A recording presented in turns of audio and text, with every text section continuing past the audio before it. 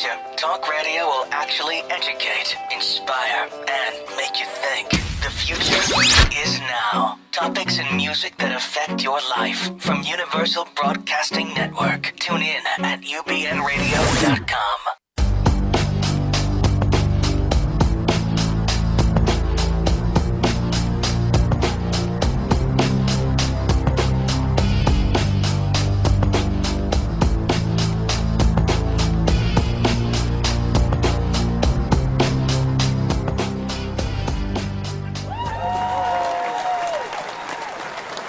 And greetings and salutations, everyone. Yes, we are on air.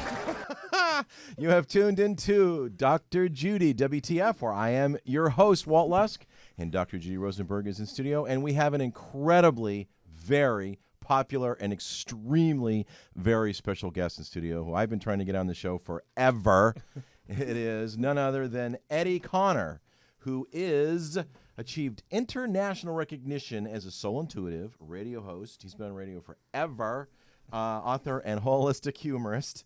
And he's recently been featured in Australia's #1 radio show. He's even got a book we're going to talk about a little bit called Kicking the Big Butt Syndrome. And he's in currently negotiations on at least one cable show. So, you know what? You got to stay tuned. So, Eddie, it is an honor and a thrill to have you here in studio at Dr. Judy WTF, which is What the Freud. And later, by special request, we're going to shrink a song. Awesome. Well, welcome, welcome. I know you. that we have been intending to do this for a very long time, and so here we are, and I know we have a lot in common, and it's always interesting for me to go outside the box of the field of psychology, because for those of you who listen to me on a regular basis, the mind map and the Be the Cause system is a psychological model. However, it's also a psycho-spiritual model for those that are interested in spirituality. And, of course, I respect people who want to stay on the psychological side of things. And today we're going to go a little bit out of the psychological realm, because that's what I like to do. I like to go out of the box on things, try things on, and not stay too traditional, because I don't think that we grow that way. So I don't think either one of you guys are traditional. You don't think so? Okay. I know so. I've known both of you for years. I have to say that as of recently, my colleagues are hating me more and more. Maybe part of that's are. because they're not thinking outside of their little box. I don't intend to make waves, but maybe I do, because I'm not a fan of traditional therapy, and by that I mean, when you come in once a week, you don't really have a plan. You talk, you vent, you feel better for the moment, but you really don't have a sense of where you're going, and you don't have a sense of where the problems emanate from, which is always cause. I talk a lot about the cause, and I talk a lot about how symptoms are hieroglyphics or clues that allow us to know that something disconnected at the causal level. And so I like to have a very strong treatment plan, and I'd be very interested to know how your spirituality is synergistic with what I'm doing. For me, what I've learned the hard way now in my 50s is everything for me now has to come back to love, which is my source of connection. Okay. And so if it's joy, if it's happiness, if it's anything to do with love and light, compassion, empathy, that's when I know I'm getting back into my authentic connection, my core essence energy. Okay. And when I'm away from that, if I'm overwhelmed, overworked, stressed out, overextending myself, not creating healthy boundaries, then that creates a big disconnect for me. And then I know I'm just not putting as much energy in TLC into me that I do certain people around me. It's funny, Judy and I were talking earlier about people that give us light, and there are those that don't. And we were having a discussion about some relationships that she and I have that really don't give us a whole lot of light, and we're wondering, well, are they worth continuing having a relationship with? It's a powerful question. Yeah. And so I think there's a lot of synergy in what you're thinking and my thinking is based on, which is that literally, and we have talked about it quite a bit, the most powerful healing force on the planet is unconditional love. Yeah. Which to me doesn't mean that anything goes. Oh, you murdered? Oh, I unconditionally love you. However, there's got to be a space inside of me that can empathize with the cause behind the pathology that people are exhibiting, whether they be hurting other people physically, neglecting them, abusing them. If you take a look and peel back the curtain, there's a cause behind this. Yes. And the cause behind this is that they've been hurt too. So how do you heal people, right? How do you heal people who are broken and disconnected? Certainly not through judgments, shame, blame, criticism, and guilt. Not that way. Yeah. That doesn't do it. Mm-mm. So I want to really understand your modality of healing and trade notes, so to speak. And yeah. Okay. Oh, it's gonna be like, oh my God. The judgment piece is hard. Walt and I were talking earlier. We're both from the South. Okay. We grew up literally in the adjoining towns from each other in North Carolina. Mm-hmm. Yes, we're both Tar Heels. Yeah. Well, you're a Tar Heel. I don't know what a Tar Heel is. I'm from Budapest, Hungary. That's okay, a topic for a completely different show. It really is. That's hysterical. I have no idea. So there seems to be, and I love the South. I want to have a home back in the South at some point. I do too. I really do. Yeah. Not just because the property values are great, because I authentically love the people there, and I know truly. my soul comes home when I go back to any of the southern states. I couldn't agree more. And I also believe, I just finished reading Robert Schwartz's book, The Soul's Gift, where he talks about working with your soul group before you're born, and then pre-birth groups before you're born into the earth plane. Yeah. And I had an incident whenever I was a little bitty kid where I saw myself as this pinpoint of light beside of another pinpoint of light. Okay. And we were... It was just consciousness, and we were looking into this little window that was frosted over, and then whenever we left the little branch or whatever we were on under this rickety old street light and floated over to the window, I could see this man in this room in the basement of whatever this was, kicking this pregnant woman. And, I mean, he was definitely a sadist, and she was just enduring, but she was balled up because she was pregnant. Yeah. And I knew that was going to be my mom. I knew that was me in her womb. Wow. And I knew he was my dad.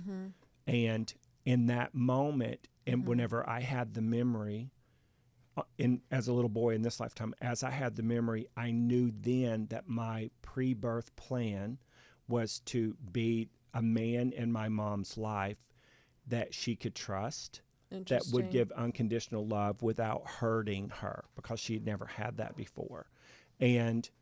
But once I was born, I forgot that part of it. Sure. And I went into protective mode. And so, born in a family where you're to be seen and not heard, and have no power whatsoever with adults around you, I set myself up for a lot of really big hurts and a lot of big pains to try to, quote, protect my mom from the sadist, and then protect her from the next one and from her own mother. So he stayed in the family, your father? Until I was about 4.5, and then he got thrown in jail. I see. Yeah.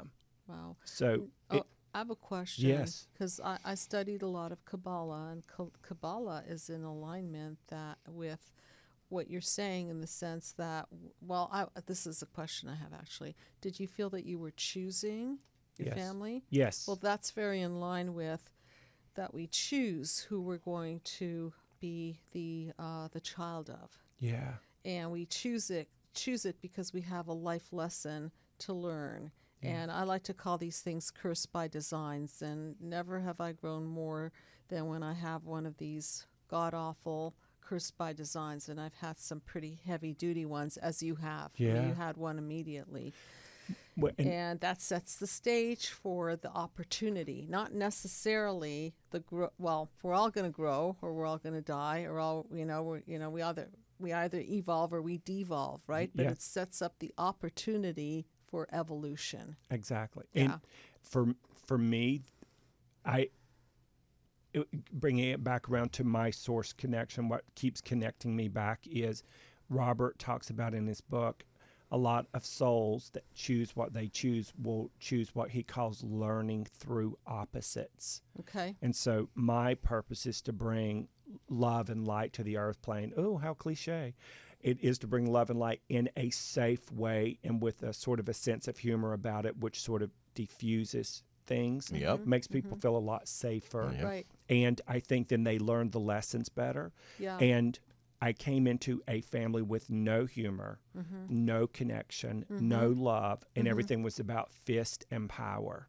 And it was in horrible poverty on top of that, which just amplified everybody's rage, it seems like, which was the opposite of the love I came here to teach, so that whenever I got older, I would be able to empathize more with people who had been through that. So back to the murderer. Yeah. There's something inside of us as human beings that I feel like you, we need to have that understanding inside. What is the cause? What's the trigger? What drives someone to do something like that? And instead of, like most people do, just push them out of society or hurt them further or buy more guns for their guns, it's like you have to rise above it. And I don't think there's a lot of modalities on the planet that teach that. And most modalities are mostly inside of the box cookie cutter programs that are not working. But I think you're correct. You have to go behind that glass. Like you said, there was that frosted glass. Yes. And in the book that I'm really almost done writing. Yes, you are. Really, Yes. It's only been 4 years, and now I'm editing it and putting the commas in the right place and putting the covers on. But I talk a lot about the cracked lens of perception. Okay. And I also talk a lot about how when we're hurt and wounded and disconnected from, we become distorted and we create these core beliefs about ourselves, and then we live through that cracked lens of perception and everything gets distorted. But then when you're behind that curtain, because I use the metaphor, the Wizard of Oz, okay, and then Toto is the truth dog that draws the curtain and exposes the truth. I think that as you were talking, I was thinking that you were really standing at that point in this meta place. It's a meta place. That means that you have clear vision, okay? Clear vision, no cracked lens. You're in that place, and then you can consciously choose your move. Yeah. And so far as where you want to place yourself for your evolution, for your test, for your curse by design situation that will illuminate a lot for yourself and other people, which is hopefully what we're sitting here doing is bringing some light, some consciousness to others. That's the goal. Which is the goal. And that's what drives me in this lifetime. Anything that I can keep learning something new that will help somebody else.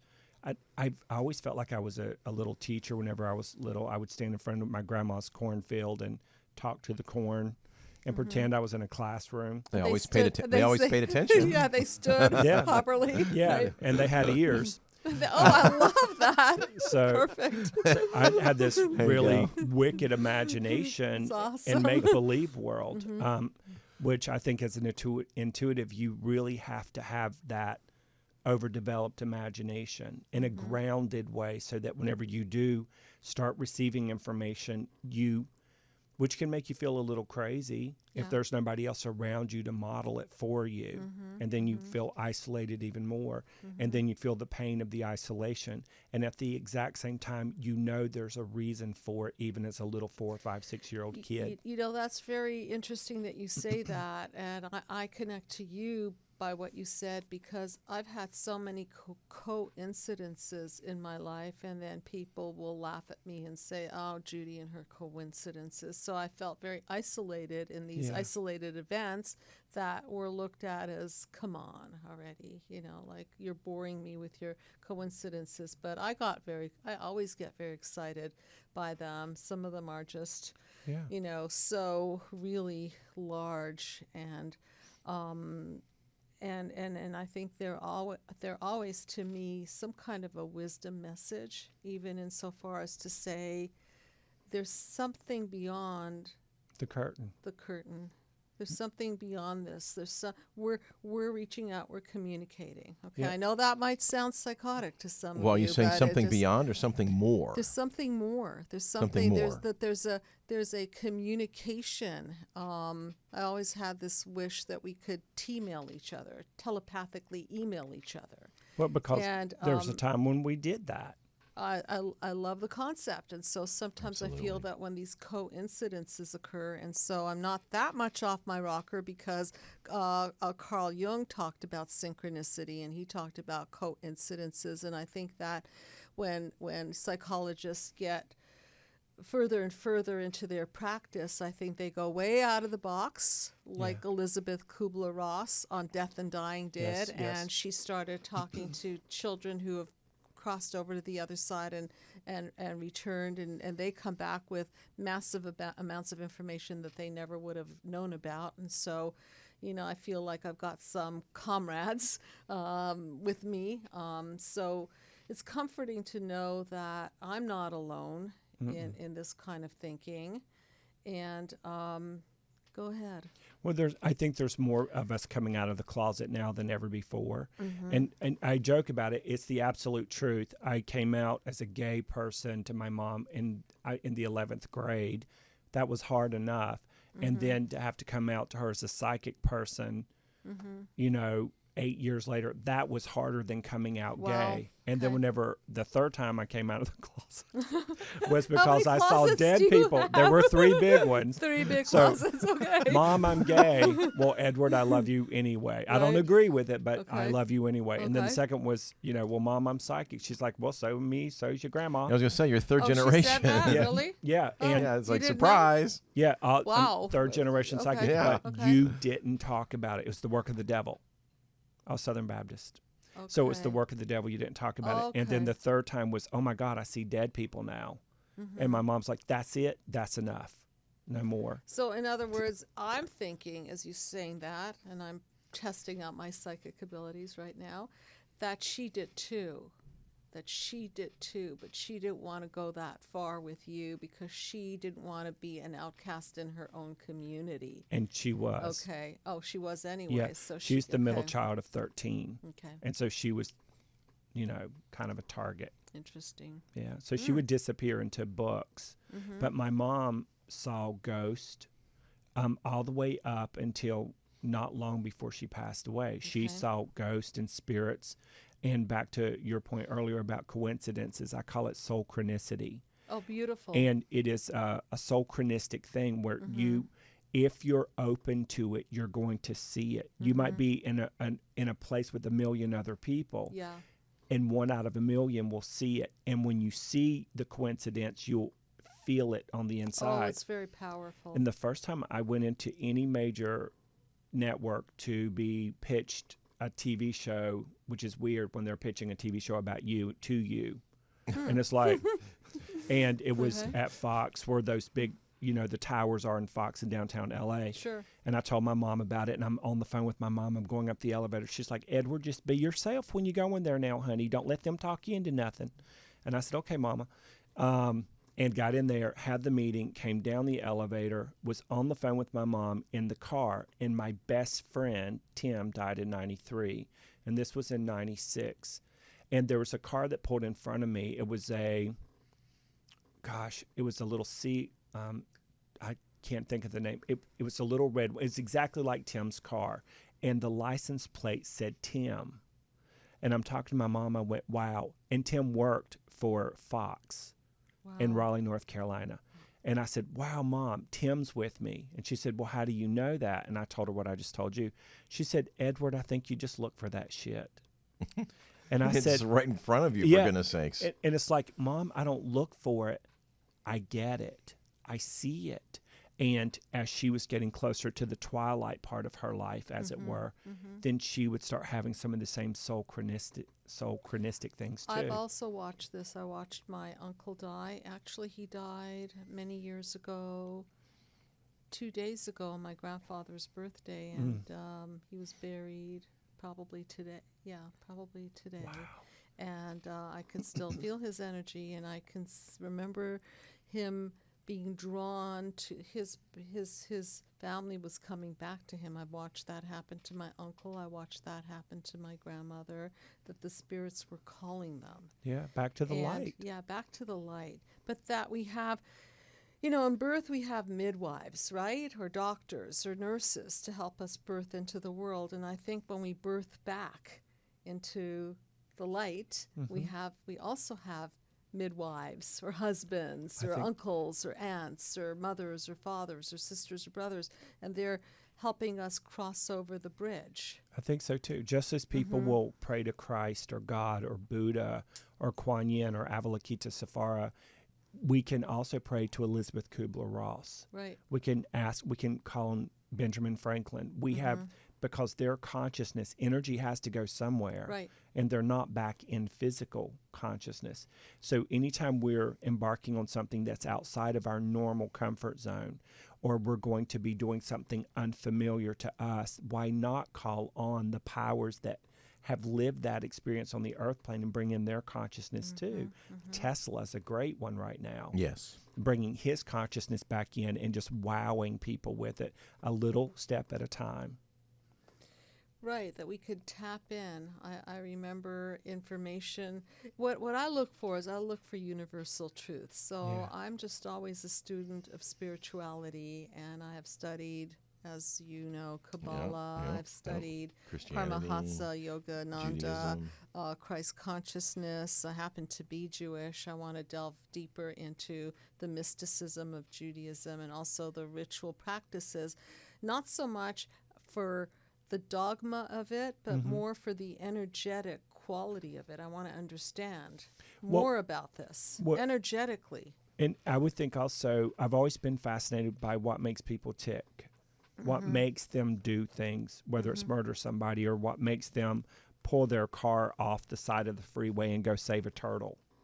And I that has driven me my whole life. Why did Dad beat my mom, and why did my mom put up with it? And then what triggered to make her say, that is it, I'm out of here? Well, these are the questions that I created the mind map to answer. And so just to share a little bit about my thinking on the matter. And those of you that are just listening to this on the internet, you can tune to Dr. Judy WTF and pull up the mind map. But if you have it right there, can show it it would here be as well. great if you posted it, and I can talk through it a little bit There from it a is. psycho-spiritual point of view. Okay, so from a psychological point of view, we repeat patterns. And why do we repeat patterns? Because Freud was brilliantly correct. He said that we have psychological business to finish. And when things are not complete, they show up again and again, like a Groundhog Day. I call it the bad horror, the bad horror, the bad horror storyboard. Because the mind map is a storyboard, and we're trying to have a happy ending here, but we have this story that's the horror story. Yeah. Okay, because we live our life through this repetition compulsion. And the way it works is it's very multi-generational, so it's encoded in us. So, in other words, your father was probably beaten by his father or mother, and on and on and on. So if we draw it back to multi-generations, we can see the trickle down, and then it ends up in his being, and then he's projecting this energy into your mother, who also comes with her history of, I call it the hole in the soul. Okay, so two wounded people find each other, and they find each other in essence because they want to heal. We're not crazy. We want to heal. We want a better outcome, but we're so frustrated that we don't know how to do it, that we botch it all up. Yeah. And at that time, they were the two best people in each other's lives. Okay. But also the two most hurt, one damaged. Right. And boom. The darkness and the light, Repeats. okay, is always there. So there's always a light in the relationship, meaning the opportunity to heal, but the darkness is very, very powerful, and it's multi-generational, which is why I created the system, which is to dismantle and decode the past. and literally unravel what I call the psychovirus, which then turns into a horrible core belief, which then is triggered in the here and now. Core beliefs like I'm not lovable, I'm not good enough, I'm stupid, I'm this. Okay, so in essence, what your parents were doing is they were reliving this horror story. They were triggering each other, and then they took each other down into chaos. Their defense mechanisms were not working, and everything broke down into hell and beyond. Yeah.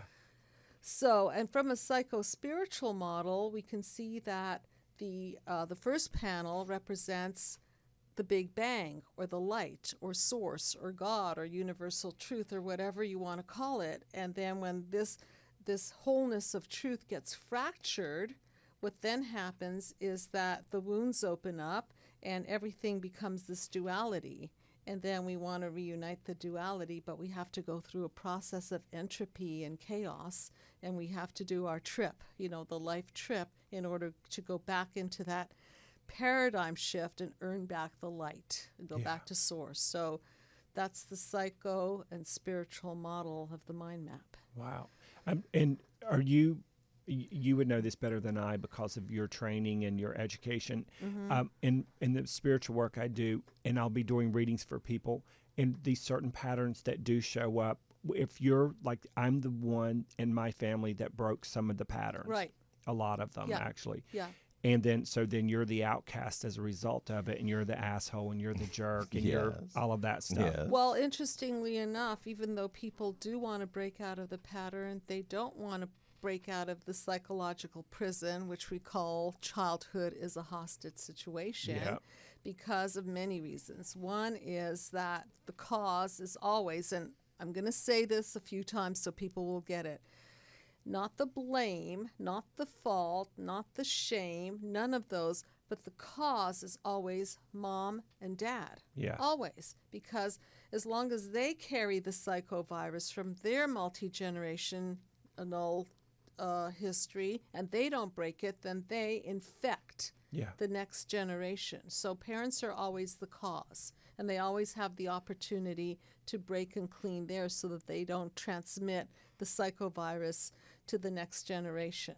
Okay? Yeah. So in this system, what happens is that usually the child shows up, or the adult child shows up, and then we go through a process of cleansing the past to release the psychological prison. But you had a question before. I kind of meandered, but there was a question in there. No, I didn't think you meandered. I thought you were hitting it right between the eyes. Okay. And that is, it's always 5 generations worth of stuff. I'm finding that when we change our patterns and we evolve, grow, bring more light into ourselves, obviously it pushes some of the darkness out. Oh, why are we then cast out? Because no one wants to talk about the taboo subject. They avoid it like the plague. So when my book hits, I'm not going to be very popular, because guess what I'm doing? I'm shining the light on cause.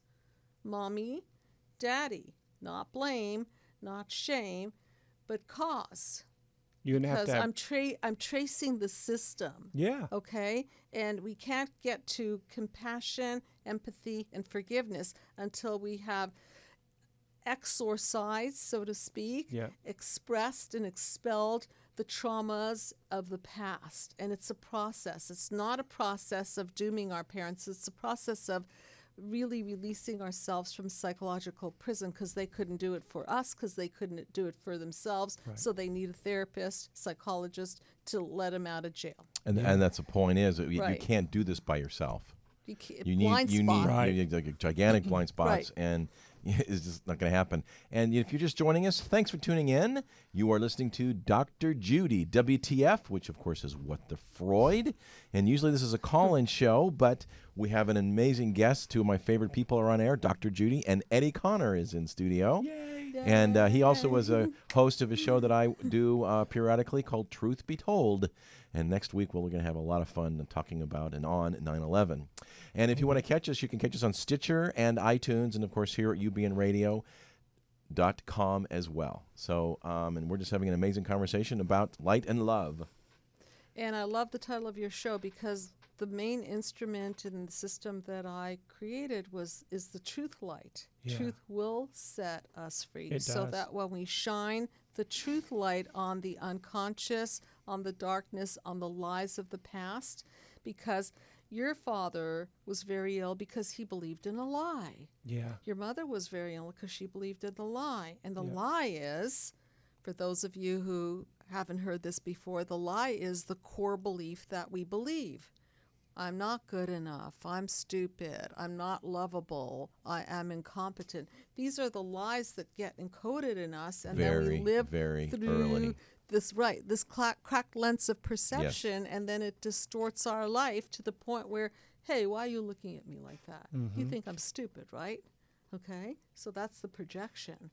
Wow. It's a real distortion. I think, yeah, you're going to get a lot of interesting feedback on your book in the best sense of the word, because Yes, Mr. Psychic. yeah, you know, Am I going to be executed? Should I get extra security? I wrote a book called God, Sex, and Money. Oh, nice. And I'd worked on it for years, and I just burned it because I wasn't brave enough You to burned go. it? Yes, I burned it because my Lord. those are three subjects that most people Yes. can't talk about independent of each In other the same without sentence. warfare. Yeah, Right, But now okay. put them all together, and then watch people implode. It's like I Wait a wasn't minute. The strong enough. Bible talked about God, sex, and money in the same book. He talked about God, right? The Bible talks about God. The Bible talks about creation, sex, and then Talks about a lot about talks money. about a lot about money Yeah, and talks a betrayal lot and, about and money. so on. Mm-hmm. And so, listen, you already Yeah. have a book out that Yeah. talks about God, Yeah. sex, and money. You're okay. You're Yeah. okay. I'm like, what? Yeah, right. One of the things I feel like you'll probably have to do a lot is have people repeat after you. Like Yeah. have Kathy and Hoda repeat after you. The parents are not The fault. the fault, the Correct. blame, or the Thank you. and say just repeat after me, because most people are parents Okay. on this planet. And I want to get into this because thank you. I'm going to repeat it right now. What I mean by cause is literally cause and effect. If you shoot a marble that bumps into another marble and changes the course of that marble, then that inertia is the cause. Yeah. Okay? So it's no more than that. If a truck hits you and takes your legs out, I use this example in the book, then that truck is, even if the truck swerved to save another child, okay, the truck still took your legs out, and Yeah. so you're still going to be in pain and suffering. Now, is it the truck driver's fault? No, the truck driver was trying to do something good. Yeah. The parents are maybe even trying the best that they can, but did they have an instruction manual for raising children? We know not. Okay, we don't come with instruction manual. We barely, in our generation, know how to do what attachment theorists say is the key to a healthy human psyche, which is breastfeed, which we had a guest on last week. We Maha sure- Al yeah. Musa. She was Yeah. the Belly dancer, bell- breastfeeder. Right. She's all about prenatal care and birthing and breastfeeding. And attachment theory The states... epitome of attachment theory. Yeah, the epitome. Bowlby, attachment theory, Mary John Bowlby. Ainsworth, John Bowlby, Dr. Bowlby, Mary Ainsworth, they specifically say that the ingredients for healthy human psyche is eye contact, skin contact, breastfeeding, attunement, child-centered, infant-centered parenting, consistency, connection, a father that nurtures the mother, an environment of a holding environment, a soothing environment. How many people get that today? Not many. And you know, the thing about families is there are all of these unspoken laws. And there's all of these rules. Right. And a lot of the rules and the laws change about every 4 minutes, all the way up until the day they pass away. It's a moving Yeah. target. It I is. know, It I know. always shapes shifting, usually to the disadvantage Okay, of the okay. members of the family. So I like that you're shining a light back into it. The question I always ask myself, I'm this amazingly curious person and always have been to my detriment whenever I was growing up. And that is, if I were in an accident where my legs were cut off because the driver of the truck was swerving to miss a kid and they saved the kid's life, Yeah. I'll go through my little pity party for a minute. Right. And I'll Maybe be like, more why, than a minute why? for something like that. And then Yeah. get to the other side of what's the deeper purpose, Right. the deeper meaning. I always ask myself, why did I choose that? Why wasn't I conscious of it on some level and more a soul consciously aware of it on another level? Now, how do I marry the physical and the non-physical together? Right. And how do I raise myself up out of it? And then how can I stay connected to my own heart with it so that I can help other people stay connected to theirs So difficult. whenever I'm doing, my thing with them? Easy in theory, right? Oh, God, yeah, because you can say it all day right? long. You can say it. I can say it, but imagine if I had my legs chopped off by a truck, I wouldn't feel too happy, and I No. might not have a lot of empathy in that moment because I'd be in resentment, as is natural. I'd be in total anger, Shock. pain, grief, loss. It would trigger all my core beliefs, all the negative ones, of course, and I just have to go through that process.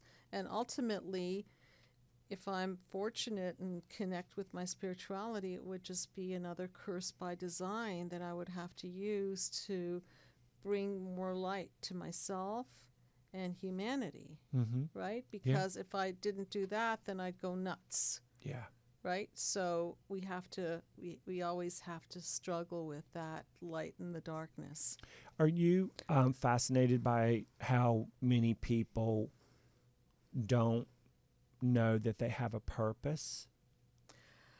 I think that everybody does have a purpose. I do too. And I think that it's coded over. I do It's too. covered because of these negative core beliefs that don't let the purpose shine Yeah. because they have been told what to do. I have one patient whose mother, it's in my book, it's a case study. It's Stay one of my tuned. main case studies, a mother who micromanaged her daughter, and the daughter ended up having no voice, really, like not physically, but she just didn't have a vote on things, and she took away all of her will. And the daughter came in with major depression, suicidal depression. And so the point is that she has a great purpose. She's now uncovered her purpose, and she's flowing in life. She's manifesting. She's a very, very creative woman. But all of that was buried because her mother's voice, you've got to be a ballerina. You've got to learn how to dance. You've got to go to class 4 or 5 days a week, even though the daughter didn't want to. Okay, so when someone usurps another person, because in this case the mother was trying to live out her dream through her daughter. Yeah. Okay, that's the narcissism. Okay, the Yep. injury. So she was imposing this on her daughter. So did the daughter have the purpose? A purpose, of course she did, but it was usurped, and it was pushed aside so that the mother can live through her. But then the mother was so amazingly courageous. She actually came in and healed her. I taught the mother how to do the rest of the healing. And we had a really beautiful experience. As a matter of fact, we recited the Lord's Prayer. And it was kind of like it was sort of like a psychological expungement. Yeah. And a lot of things happen. I won't give away the story because it's in the book, but a lot of really, really beautiful, powerful and spiritual things happened during that session that allowed the daughter to completely cleanse her wounds, and the mother was able to contain the wounds, and then I was able to detox the mother from the wounds. So we had a very complete healing, which released the depression and regenerated the circuitry. Therefore, the daughter could step back into her full power and Yes, purpose and yes. just shine. Yes, and the mother was able to release herself. So it was a triple healing. It was healing the mother, it was healing the daughter, and it was healing the mother's daughter because now the mother was able to transfer her nurturing self to her daughter And instead of her depression. And on a vibrational level, Yeah. an energetic level, the invisible part of it, do you, I feel this is, the answer is yes, but I don't know what you know. And that is, I also believe when you have a healing like that with two people in a family that's that huge, it also goes back through time and also rechanges stuff in the last 5 generations or further. I didn't know the 5 generations, but I always call it a healing backwards, Yeah. a healing in the now, and a healing in the future. I call it a triple healing. I described it as a triple healing in the now, but it's actually more. Yeah. It's what you're saying. You're healing the past because ultimately you forgive. By the way, for those of you who think that this is a blame shame system, not at all. It's releasing the parent at the end of the storyboard. Everybody gets to go home. Everybody And be free. is free. And so this is really a triple healing of the past and a deeper forgiveness, because this whole thing about I forgive, without working through the anger and the resentment and the heaviness Going of through it. the fire. And, the fire and the brimstone. Okay, if you don't go through that, then you're just kind of sugarcoating it and putting a patch on it and a smiley face on it, and I'm not big on that. And so this is a process. Yeah. Okay, so past, present, and then a new encoding, which is now psycho-DNA passed on to the next generation. Wow. Right. That's huge. Yeah, it's really exciting. Which is why we love what we do. When you have moments Wow. like that, you just feel, like you could, like you feel like the sun. And today I had a beautiful experience because I have 4 interns now at the Psychological Healing Center. So I just want to say, for people who want to avail themselves of this service, I offer a 10-session mind map journey from in the past through the decoding of the present to recoding. And we don't like to turn people away. We have different sliding scale fees.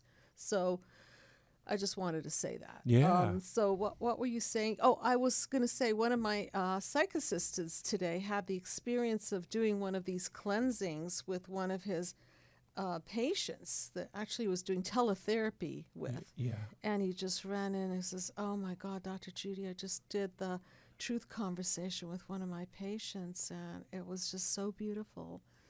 And he could feel the release of all of that pent-up depression the and energy. anger. It just was seeping out of him, and he got that experience, and I just felt so good And don't you think that that's he can teach this now. and that's a game changer for a human? Absolutely. Yeah. I just think it does something to you. Yeah. It sort of reawakens your purpose in a brighter way Yeah. and makes you it gives you what I call a little bit more soul esteem and soul confidence, to where it's like, how can my light best serve others? And then, of course, it has to serve us too, because my default pattern is I'll give out here, and whenever I get tired or overworked, I'll fall right back into my 5-generational autopilot. Which then signals you to know that you've got to regenerate. That's right. And one of the things that I talk about is vampiring and black holing, and how careful we have to do to make sure that as we're givers, because people in your profession and my profession, we like to give, and in most on some level you're all giving whatever it is that you're doing, but you have to make very, very sure that people are not black holing you, that they're not vampiring you. Yeah, the sophisticated term I use is the whiny, sucky, bitchy, moany people who come in and put their fangs in your neck. Yeah. I like your term better. Vampiring. Mine's more southern. The parasite, Yeah. right? Oh, Right. God. The parasite sucks you dry, takes the light out of you, and then at the end of that journey, you have backaches and neck aches, and you feel depressed and depleted, and we've all experienced that. You're going to have to come back, Eddie, and elaborate on what is energetic, multi-orgasmic combustion points. Okay. I think we've had some. I think we've had a few here. It's like, it's only from the waist up, but we've had a few. Well, we only have a couple more minutes before we have to go to our song and shrink our tune. Shrink our tune. That's Fast a time. Great segment. Yeah, we have a whole plethora of other things we didn't even touch on, so we're going to most certainly have to have you back. That's the fun part about being in the moment. Yes, indeed. So any projects or workshops that you have coming up? I am right now putting together my Explore Spiritual Peru World Tour in May of 2016. We're leaving on May the 4th from the United States, and we come back, I think it's on the 13th. So that's what I'm putting together now. Just did a meetup Tuesday night and going to do a workshop called the Good Kid Syndrome and the Starving Artist Syndrome in September and October. So this tour you're going to be doing, is that going down again to Machu Picchu? Machu Picchu, Huayna Picchu, Sex and Woman, Ollantaytambo, the Sacred Valley of the Incas, and working with the shamans there, and we have the best guide in all of Peru. This is my 4th trip, and I've been lucky enough to get him every single time. There you go. And he is otherworldly. What's his name? Because I've been Abelardo. It was not the person that I went with, but that was one of the best trips I've ever taken. Was Machu Picchu. Unbelievable. Unbelievable. Unless you've been there, there are really no words. You're already speechless. Yeah, I am. Yeah. It's just like, it is life changing. Yeah, it is. And you have to go there intentional and deliberately conscious. Well, maybe I'll join you guys. Girl. I'd love to. Let's do it. Talk about energetic multiple orgasmic combustion points. Hey. Okay. And I talk about that in the book too, about the when you connect to source. This is a whole nother topic. We have to have this topic about yes, indeed. about connecting to source through sexuality, literally, and what that brings down in terms of the light, and that's a whole nother topic. It is. You reminded me of it because of your that's God topic, and sex. So. Yeah, I just noticed I was holding my hand really low because right now that's who I'm dating. So, Dr. Judy is like, WTF. Wait, what? WTF what? You're dating who? Yeah. Oh, okay. That's good. Me, myself, and I. No diseases, right? Just a hang now. Yeah, well, you gotta treat yourself to a manicure every once in a while. It's only right. You gotta take the girls out. Well, I think that's a perfect segue for our song. Beautiful. Which is entitled "Now Comes the Night." Okay. Oh. Well, here it is. So we're going to shrink the tune "Now Comes the Night" by special request from none other than Eddie himself, by Rob Thomas. So I'm going to read the lyrics, and then Eddie may dive in, and Dr. G is going to interpret the song, and we'll close out. When the hour is upon us and our beauty surely gone, no one will not be forgotten. No, you will not be alone. Well, I'm going to interpret it through what we've been talking about, which is that even though we may feel forsaken, there's another side, and there are spirits that are going to be welcoming us when our hour is upon us. And the beauty surely gone represents that we're not just bodies, we're embodied souls. Yeah. And so that when we break free of that capsule, other people will be there to greet us. So. I love it. Ditto. Okay. I'm there. See, okay. We're only in the first stanza. Yeah, we're on the. Come on. And when the day has all but ended, and our echo starts to fade, no, you will not be alone then, and you will not be afraid. No, you will not be afraid.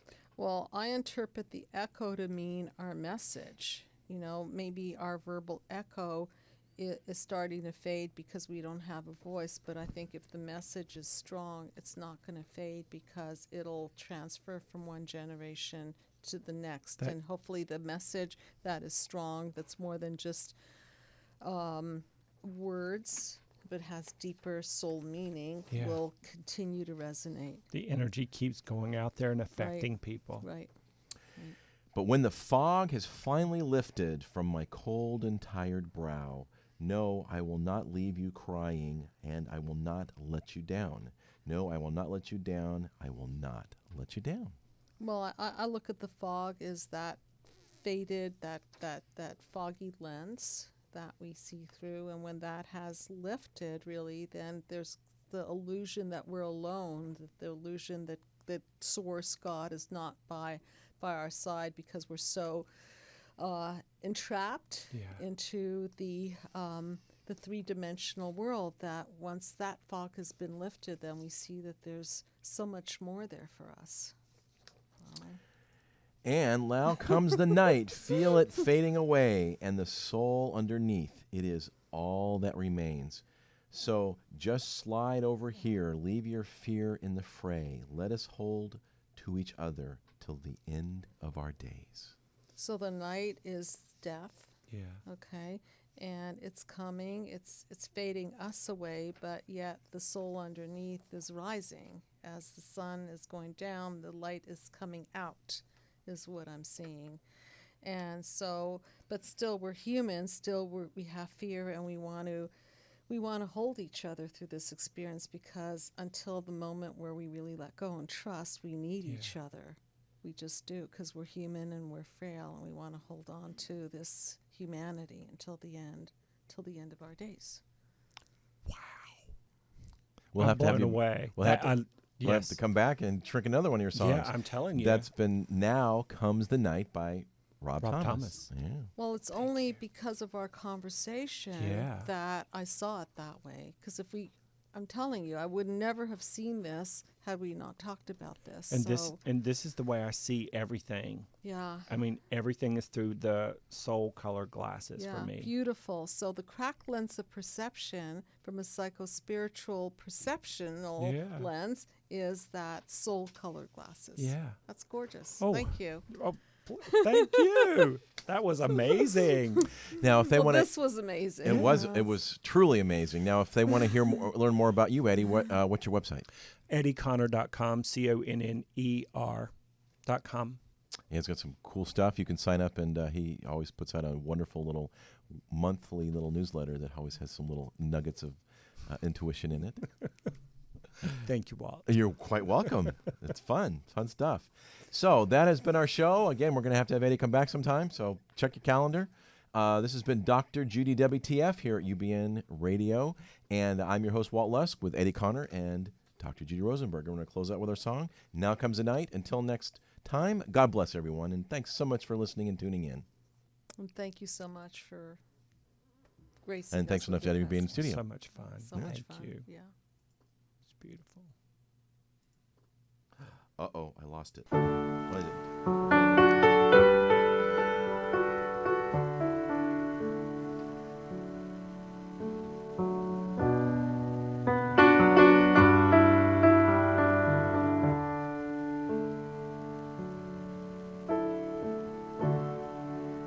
When the hour is upon us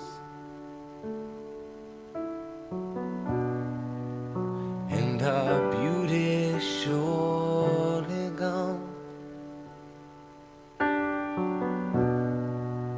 no, you will not be forgotten,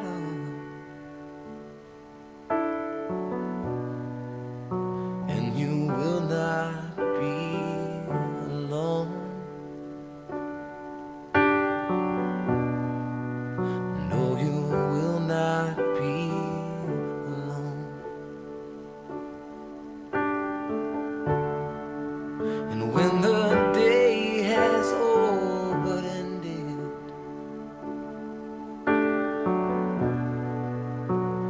and our echo starts to fade,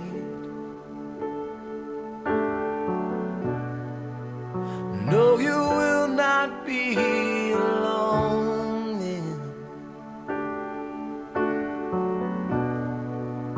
and you will not be afraid. No, you will not be afraid.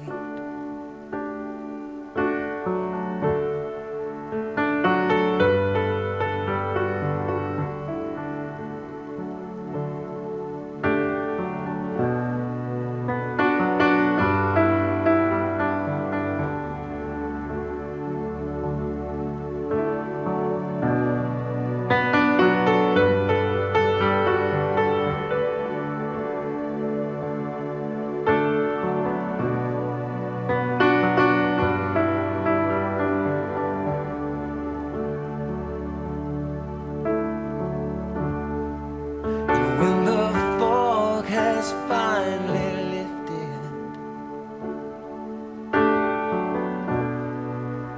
from my cold